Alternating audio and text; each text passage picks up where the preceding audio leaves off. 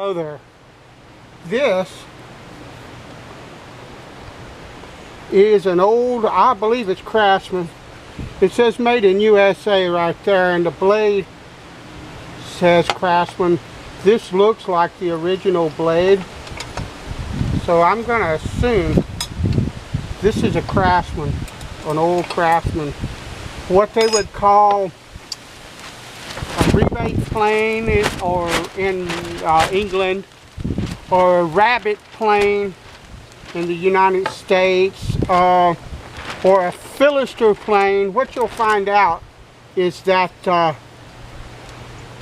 if you go on like the forums and you start talking about these kind of planes, you'll get guys that will wax lyrical about the differences between these types of planes, what makes one and what makes one the other, and there's no solid consensus either way. Nobody agrees or anything like that. What this is meant to do is, like if you were going to cut a half lap, it originally had a fence on it, and that fence would set underneath here and move in and out so that you could control the distance of the blade from the edge. I don't know if you can see that. Stand by. Yeah, so that from the edge, so that you could go along here, along the edge, and cut a shoulder or rebate in the wood. If I'm going to do furniture and stuff like that, hand tool furniture work, and which I want to start doing, I want to start learning how to do,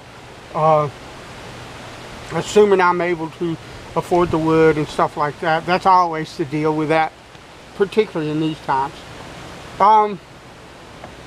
Then I need a plane like this, and this plane was given to me by a beloved friend who is no longer with us.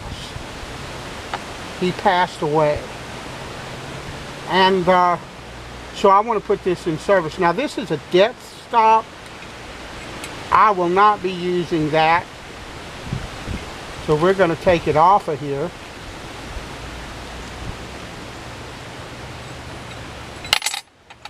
And seeing as I am a lefty, you know, it would probably be in the way anyway.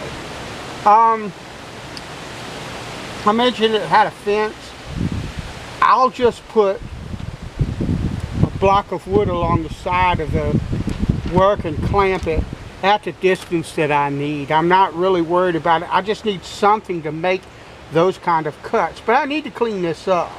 Now I'm not going to try to completely restore this to make it look brand new. And if you look, I don't know what it is about hand tools, but when you look at planes, when you look at things like particular hand saws and all that, you'll find white house paint, or in this case this is like a blue house paint all over the stuff. I don't have any clue what's going on with that. But what I'm going to do is I'm going to try to clean all this up. I've got a piece of 400 grit wet or dry. That's all that I have. And I have a piece of glass here, something flat. I'm going to sit this on here.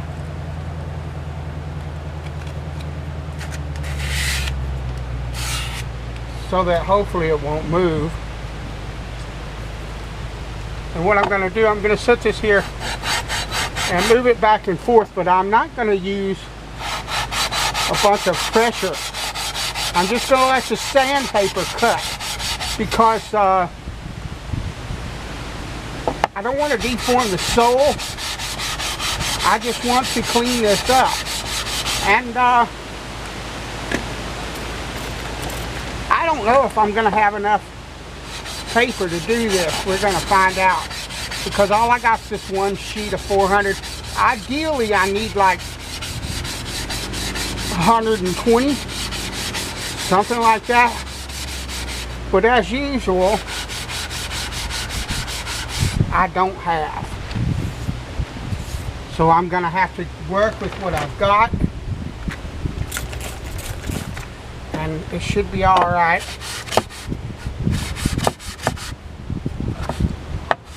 Incidentally, if you look at this, and it's causing me an issue now, it has, you can move that from here to here to make it a bullnose plane, to get up into like a blind data or a blind joint or whatnot.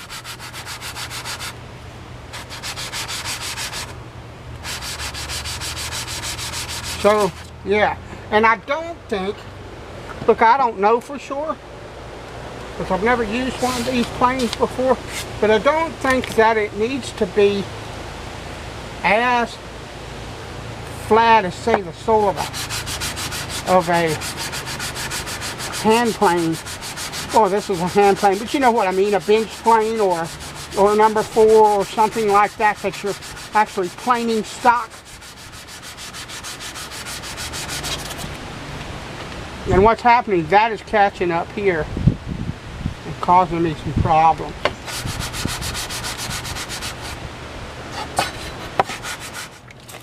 Alright, I got tired of fooling around with 400 grit sandpaper, so I broke out my 140 grit Atoma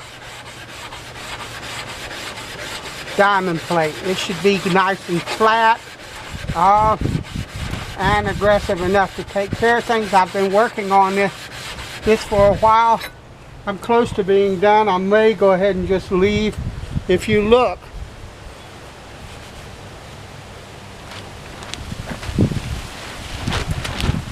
you've got some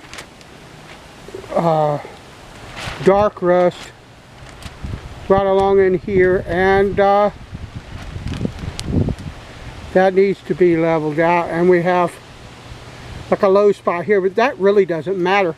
I think this is probably good enough, but I'm going to go just a little bit longer and see if I can get rid of this. If I can, that'll be nice. If not, I'm not going to worry about it. The plane is not super thick, and I don't want to take off any more metal than I have to. And I don't think that this has to be as level or flat as, say, a hand plane or the back of a chisel has to be. And I'm not using any kind of pressure. I'm letting the diamond stone do the work. And you'll have to forgive the wind noise if it makes it into the video. I have a lapel mic on, but the lapel mic is also exposed, and it may be that there's going to be a lot of wind noise on this. I won't know until I get to editing, so I apologize in advance if there is. This is the hazards of working outside. It is a part of this channel because this is my shop. Okay, I'm going to actually leave that, and I'm not looking to polish anything up. We need to clean this surface off. You see, I already made a few passes and a few on this side. This here is actually a blade. If we remove this, it's rusted. I'm going to see if I can clean it up while I'm cleaning this up. If you see, it has little teeth here, and they would be sharpened on this side. And when you put it in there, you see there's a flat spot on it, and you can see that the metal is white there. That's what's laying against the sole right now. But if I wanted to do cross grain cuts, I would rotate this in that, and what it would do is it would cut, almost cut like a knife wall along the edge, so that when I cut cross grain rebates, the edge would be nice and crisp. Now we're going to turn our attention to the iron, or get away, Ant, or the blade. And what I'm going to do The first thing I want to do is flatten this back. This is a 300 grit diamond stone.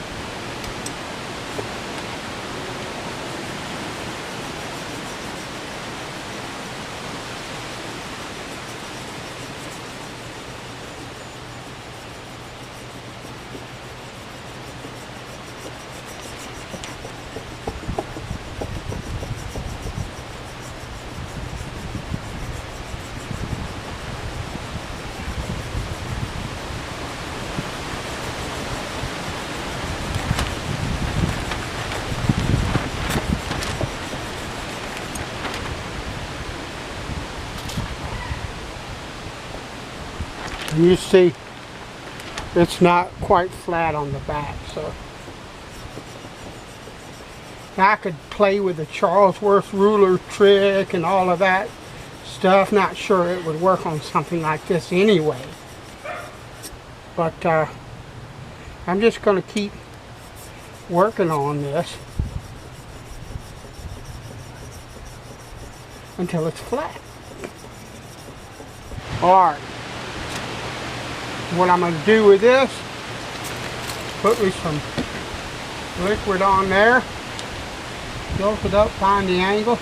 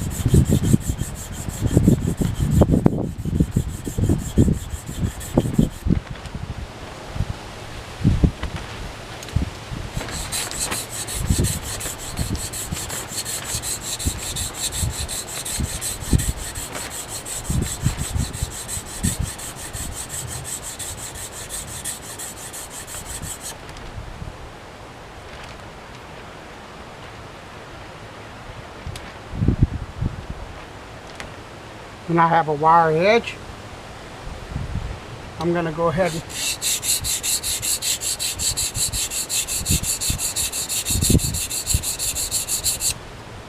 because I want to make this bevel as clean as possible.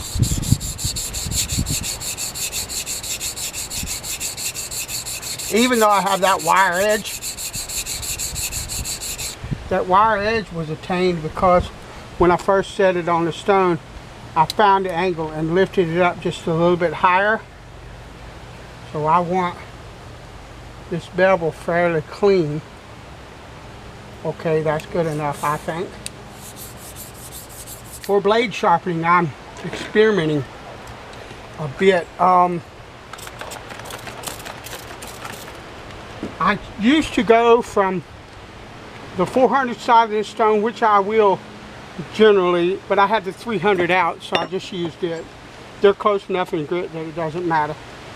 But, and then to this 1000 grit, and then go to a 6000 grit water stone.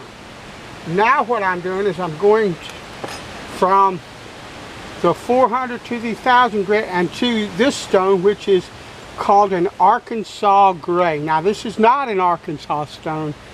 It's a stone that was mined in Arkansas by a gentleman named Jonathan Coe of Coe Whetstone. This is a fantastic stone, but it's a different composition than the novaculite and silicate that is common in true Arkansas stones. But this stone, he rates it at about 15,000. It's a natural stone, so it really doesn't have a grit rating, but he reckons that it cuts like that, and I concur. It's a slamming good stone, and one of the things about this stone I think that makes it a bit unique is that it's really, really fast cutting, even though it's super fine. So I believe I can come from this 1000 grit and go directly to this with no issues, because this stone will cut while it polishes. But that remains to be seen. I'm working on it now. I'll try to remember to link to his site if I can, but I don't know if he still makes this stone. He was getting some complaints years ago when he first brought that stone out from knife sharpeners. Oh, the stone is too soft and it doesn't, it gouges and all that. That's a super fine finishing stone that cuts like mad. You don't need any pressure. And the knife people are used to using stones and using pressure on them as part of their technique, and that is not required on that stone. That stone will do all the cutting and all the polishing that you will ever need with no pressure whatsoever. I would treat that the way I would treat a diamond stone as far as the kind of pressure and stuff I used on it. It's just not necessary for that stone. And I have come to absolutely love that stone. We'll just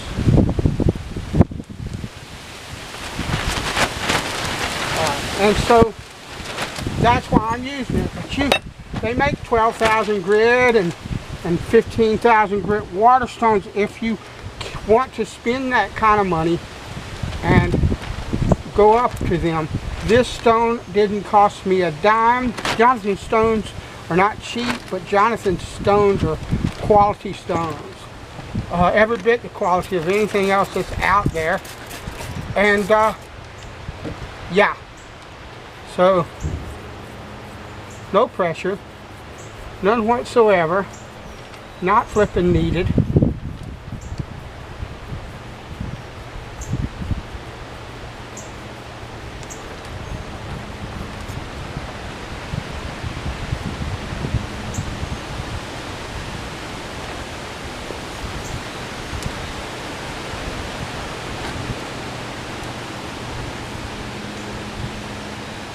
Beautiful polish.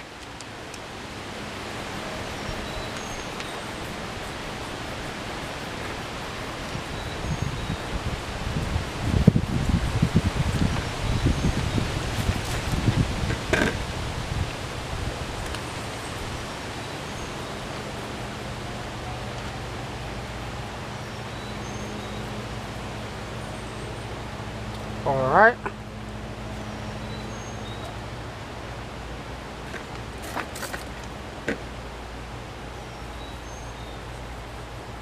No pressure whatsoever.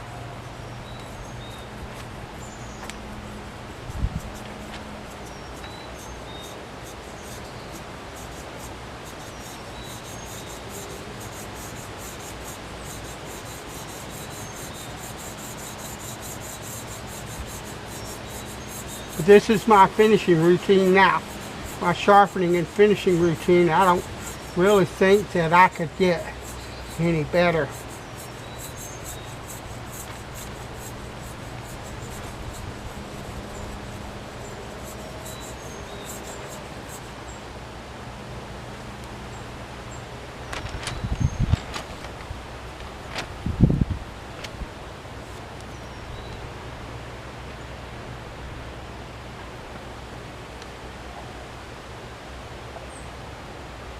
Lovely. It's got a little bit of a burr left.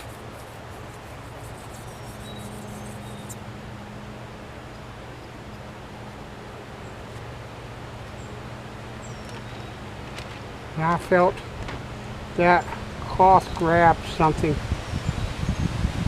Yeah, right.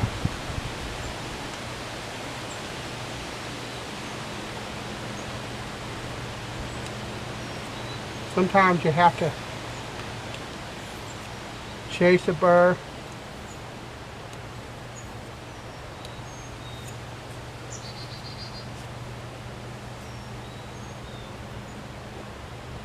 Oh yeah. Sorry, I can't help it. I love a sharp edge. Now, There ain't nothing wrong with that. Now what I'll do is drop it, and we'll set the plane up and take some shavings, some cuts. Okay, here's the plane and what it looks like. I didn't like take the rust off that screw, or I'm not trying to make it pristine. I'm just trying to make it work. Now you can see I've been practicing. I do not use this tool the way it was meant to be used. Okay, to use this tool, most of the time it would ride this side of this face would ride against the wood and cut the rabbit here. There's a alright. But I'm a left-hander. So because a fence would go here and you would slide it back for the depth. So what I'm going to do is, this is how I would use it. Say I want like a 1/4 inch rebate. Well, for purposes of a demonstration, let's call that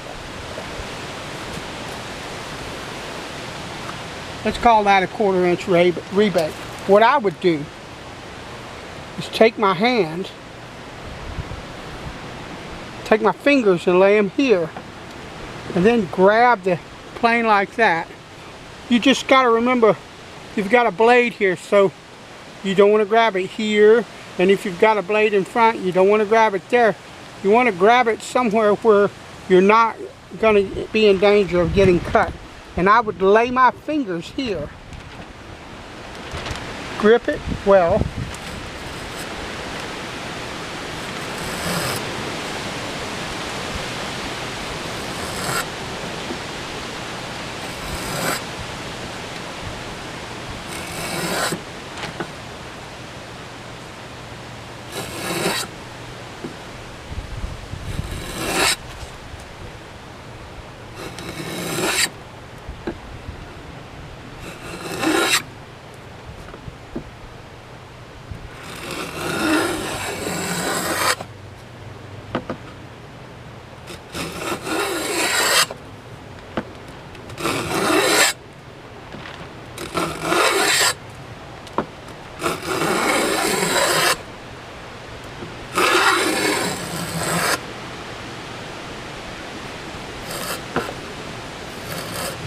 Gotta do some correction here.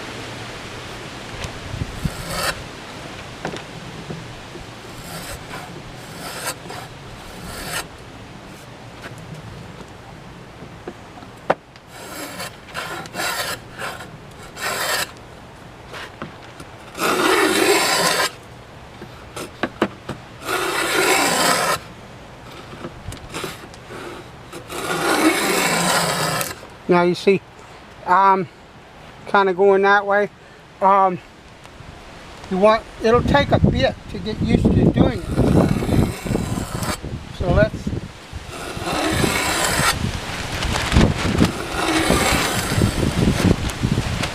cut a straight groove.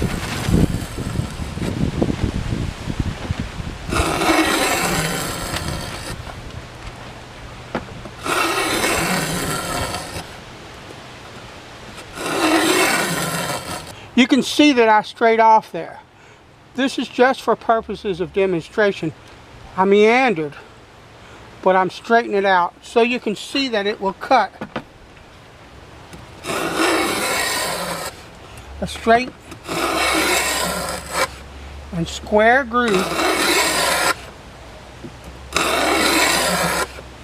along this metal, or along this piece of wood rather. Okay, if I wanted to, I could come along and clean that up, but you see, and once again, this is the way that I would use it, or the way that I will use it, rather.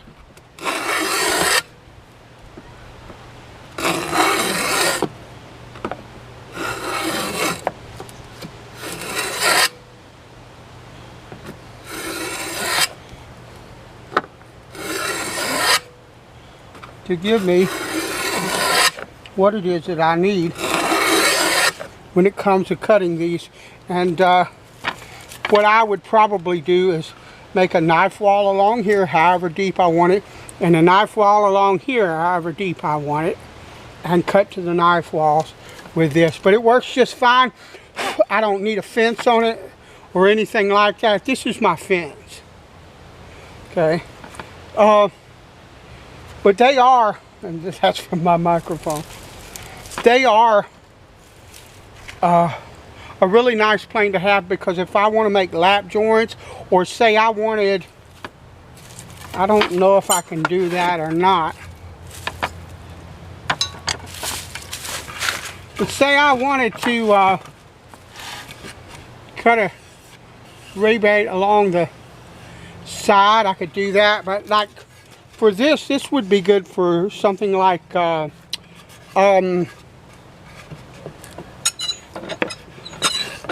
back panel on a case back or cabinet back.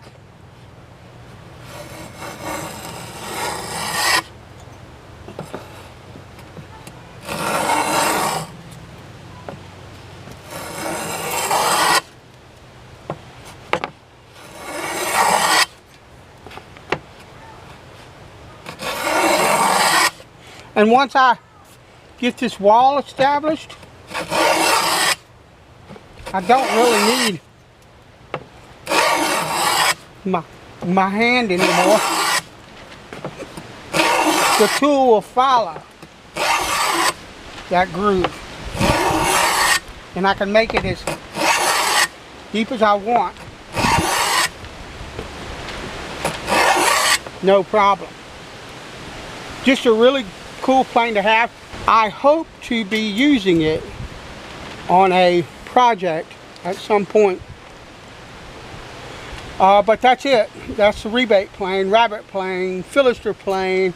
I reckon you couldn't call it a Philister plane because I don't have the fence or anything like that. But thanks for watching. Thank you, Matt Hamilton, dear friend that I no longer is around, for this plane. And I'm glad that I was able to clean it up and get it working again. Thanks for watching, and I'll talk to you later.